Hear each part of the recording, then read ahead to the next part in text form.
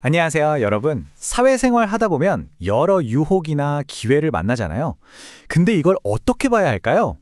오늘은요, 이 유혹이라는 게 사실 밖에서 오는 게 아니라 우리 안에서 보내는 신호일 수 있다는 아주 흥미로운 관점을 한번 제대로 파헤쳐 보려고 합니다. 아니, 이런 경험 다들 한 번쯤 있지 않으세요? 와, 이거 너무 좋은데? 싶어서 오히려 의심이 드는 그런 제안이요. 그게 뭐 커리어에 대한 파격적인 제안일 수도 있고 아니면 뭐 개인적인 관계에서 엄청 달콤하게 다가오는 걸 수도 있고요. 어쨌든 이런 순간이 오면 사람이 깊은 고민에 빠지게 되잖아요. 자, 바로 이 딜레마에서부터 오늘 이야기를 한번 시작해 볼게요.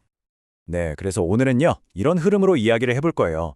먼저 흔한 딜레마부터 시작해서 유혹의 진짜 근원이 뭔지, 또 어떻게 하면 유혹 대신 존중을 끌어당길 수 있는지 알아볼 거고요.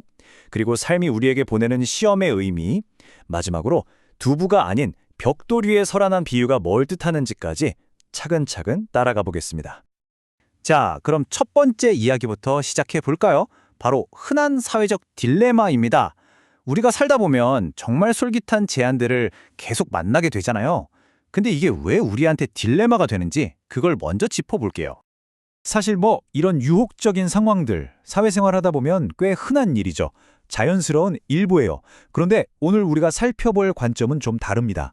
이런 제안을 그냥 에이 피하자 아니면 텁석 잡자 이렇게 단순하게 보는 게 아니에요. 그 대신 도대체 왜 나한테 이런 일이 생기는 걸까? 그 근본 원리를 이해하는 아주 독특한 방법을 제시합니다. 자, 이제 오늘의 진짜 핵심으로 들어가 보겠습니다.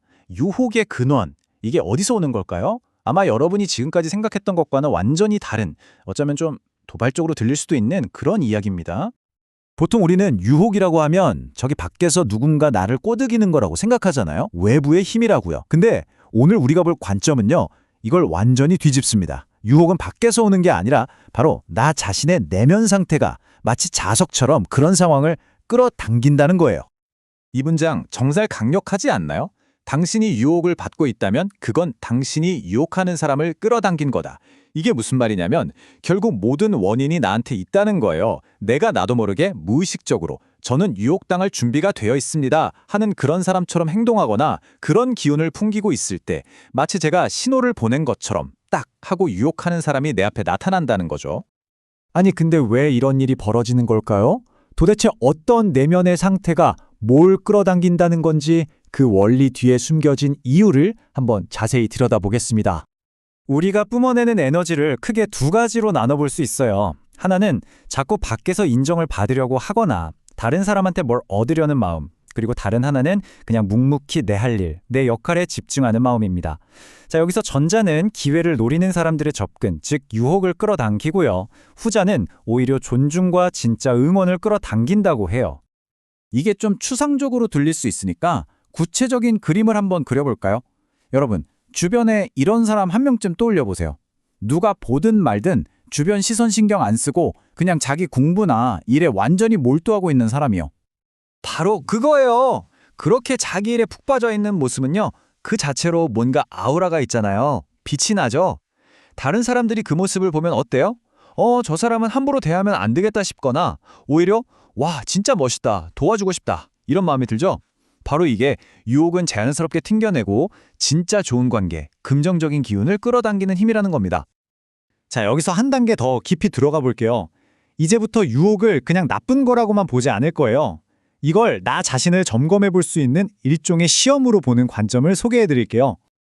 그러니까 이런 유혹적인 상황을 사회적 시험이라고 부르는 거예요. 이게 그냥 기분 나쁜 일이 아니라 마치 인생이 우리한테 어이 친구, 지금 너 마음이 좀 흔들리고 있는 것 같은데 스스로 한번 점검해봐 하고 신호를 보내주는 거죠. 한마디로 자기 성찰의 기회라는 겁니다. 그리고 이 시험에 어떻게 반응하느냐에 따라 결과가 완전히 달라져요. 만약에 저 사람 때문이야 하고 남 탓을 하잖아요. 그럼 세상이 넌 아직 이 교훈을 못 얻었구나. 알았어. 다음엔 더 어려운 문제로 다시 올게. 이런데요. 그런데 반대로 왜 내가 이런 상황을 끌어당겼을까 하고 나를 돌아보면 그 문제는 다시는 나타나지 않는다는 거죠. 왜냐? 이미 그 과목은 통과했으니까요. 자, 그럼 이 철학을 좀 더 현실적인 문제, 특히 우리 커리어나 사업 기회에 어떻게 적용할 수 있을지 한번 알아볼게요. 이거 진짜 중요한 부분입니다. 엄청나게 파격적인 사업 제안이나 스카우트 제의가 들어오는 것도 똑같이 시험이라는 거예요. 마치 세상이 우리한테 묻는 거죠. 오, 네가 이만큼 컸다고? 그럼 진짜 이 기회를 감당할 실력이 되는지 한번 볼까? 그래서 이런 제안을 덥석 받기 전에 반드시 스스로한테 물어봐야 해요. 내가 이걸 정말로 감당할 수 있나? 하고요. 이 비유 정말 기가 막히지 않나요? 아직 내 실력, 내 내공이 단단하지 않은데 겉보기에만 번지르르한 기회를 텁썩 무는 거예요. 이게 바로 물은 두부를 밟고 사다리로 올라가려는 것과 똑같다는 거예요. 어떻게 되겠어요? 결과는 뭐 불보듯 뻔하죠. 그럼 어떻게 해야 할까요? 두부 말고 단단한 벽돌을 쌓아야죠. 방법은 이렇습니다. 조급해하지 마세요.